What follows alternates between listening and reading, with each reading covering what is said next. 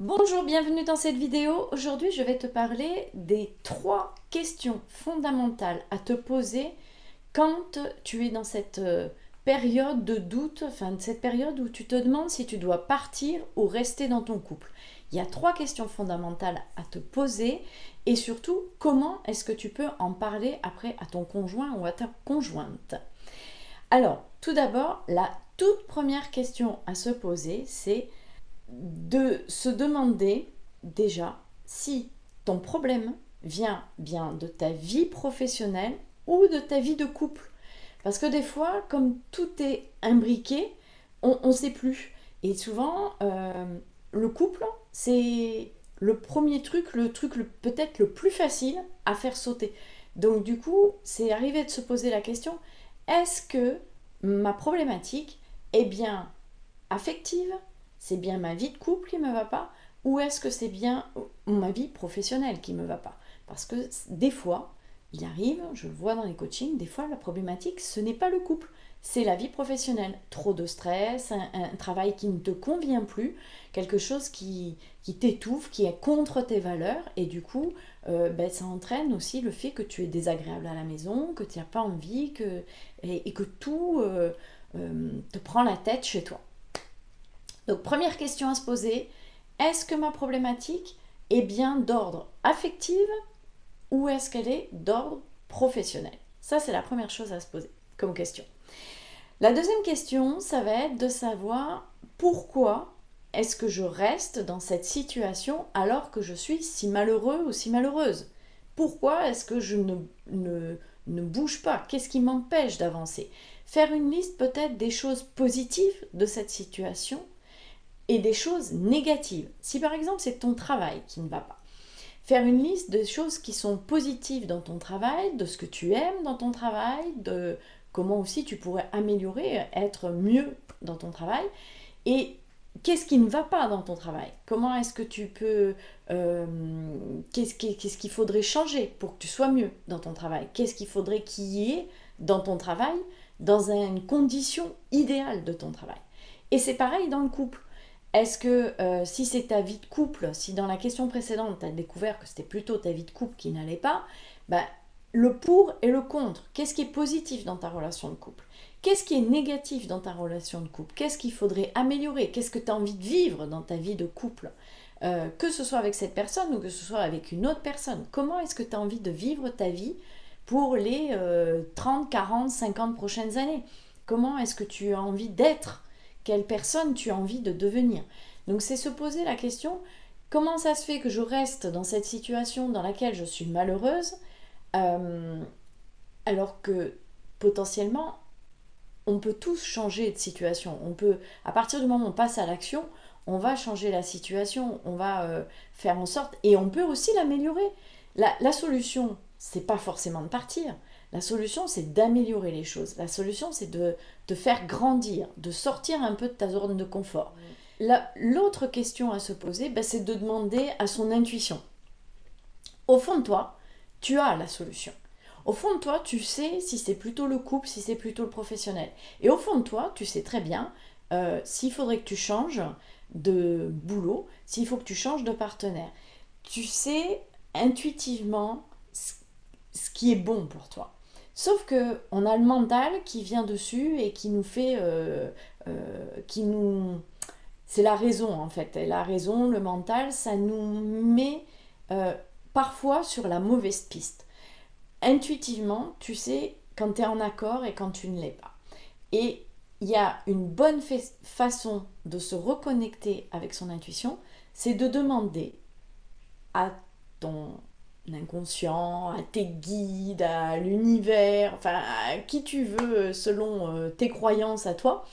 Mais de soir, en temps normand, tu demandes à ce qu'on te donne une réponse, à ce qu'on te dise euh, dites-moi, s'il vous plaît, dites-moi, je ne sais pas exactement comment la formuler, mais moi je la formulerai comme ça.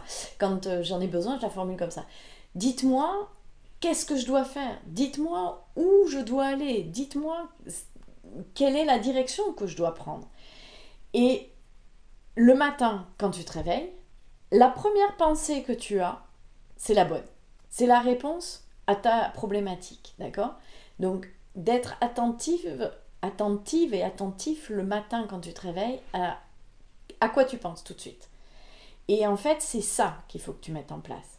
Cette réponse, c'est ton inconscient, c'est ton intuition, c'est l'univers, c'est tes guides, c'est les personnes décédées autour de toi, tes proches qui te protègent, enfin, je sais pas, quelle que soit ta croyance, voilà, tu as capté quelque chose qui est au-delà de la raison, au-delà de la pensée du cerveau et des choses qui sont peut-être plus terre à terre, plus calculées, tu vois. Parce que des fois, on n'a pas envie d'agir parce que on peut se mettre en danger, par exemple, sur le côté matériel. Si ton option, c'est de partir de ton travail ou de quitter ton mari ou ta femme, mais que ça t'apporte d'être dans cette situation, ça t'apporte un certain confort matériel, tu peux très bien avoir peur de quitter ce confort parce que du coup, tu te retrouves un peu sans filet, tu vois. Donc, du coup, ça fait un peu flipper.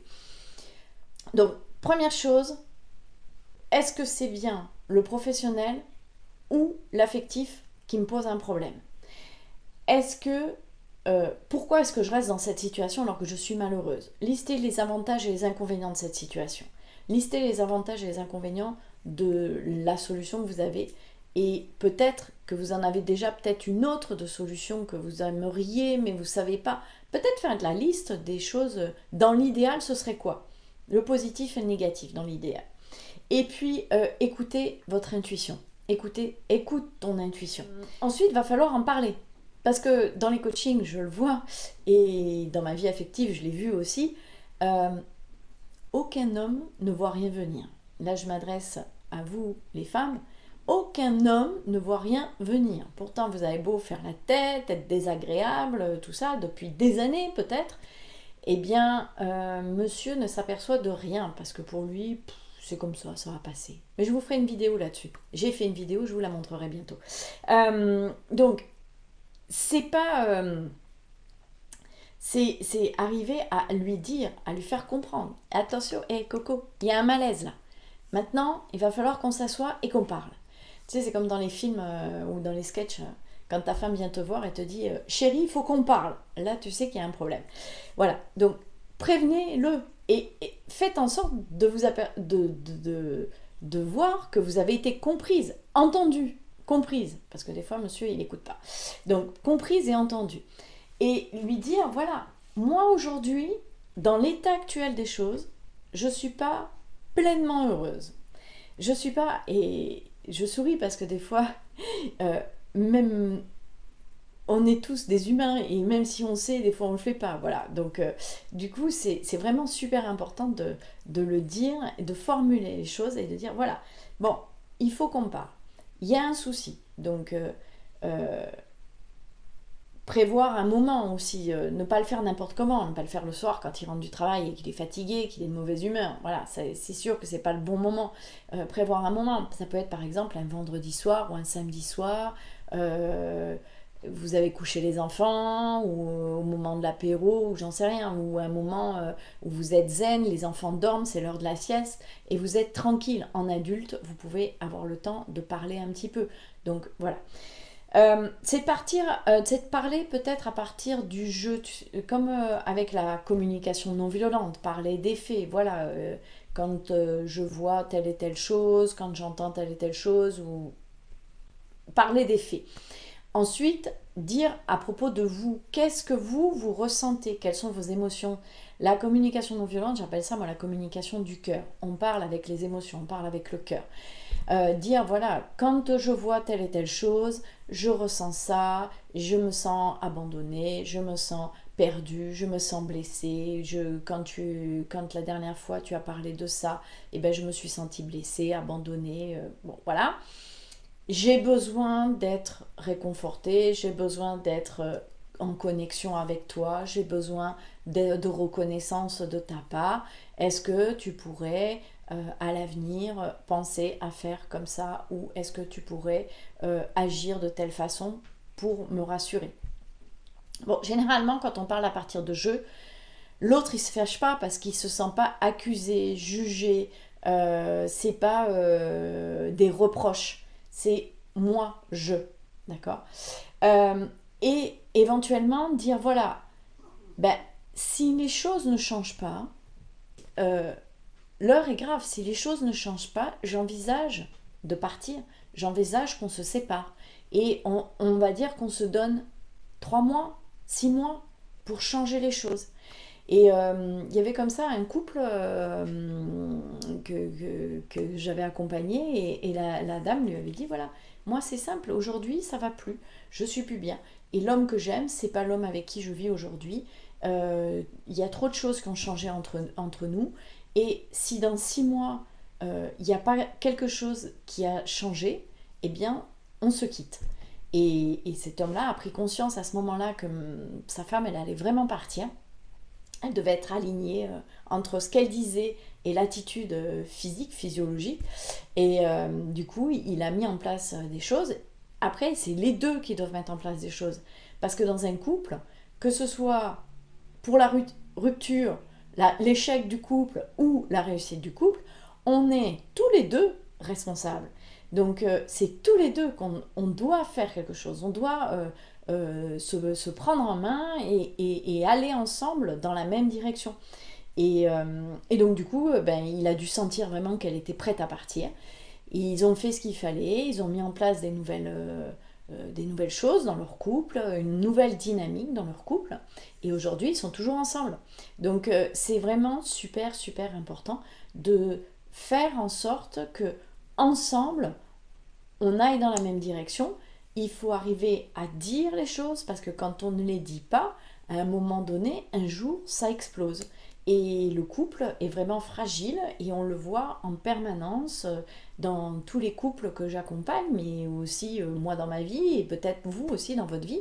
Toi aussi dans ta vie, tu peux t'apercevoir que ton couple, il est fragile. Donc, et ça doit être notre priorité parce que quand on est bien, qu'on est amoureux, qu'on est ensemble et tout, et en plus dans ces périodes un peu troublées, troublantes qu'on vit actuellement, eh ben, être deux, on est plus fort que quand on est tout seul. Voilà, alors j'espère que tu as trouvé des pistes dans cette vidéo pour mieux comprendre et surtout comprendre les questions à se poser, les questions fondamentales à te poser avant de prendre la décision de partir ou de rester en couple, savoir déjà si c'est bien le couple qui te pose un problème et si c'est pas autre chose. Ça peut être aussi la famille et les parents, n'oubliez pas. Réfléchissez, parce que des fois les parents, en vieillissant, ils ont tendance à prendre beaucoup de place, beaucoup trop de place dans nos vies d'adultes et de parents, puisque du coup on est aussi parents, et de décharger un peu, parce que c'est vrai que des fois, il y a un côté, on n'ose pas dire non à ses parents, et les parents, ils peuvent nous prendre du temps et nous manger de l'espace. Voilà, je te retrouve prochainement dans une autre vidéo. Je te souhaite une très belle journée. Je t'embrasse. Pense à faire des bisous et à dire je t'aime à la personne avec qui tu vis, la personne que tu aimes. Ciao, bye bye.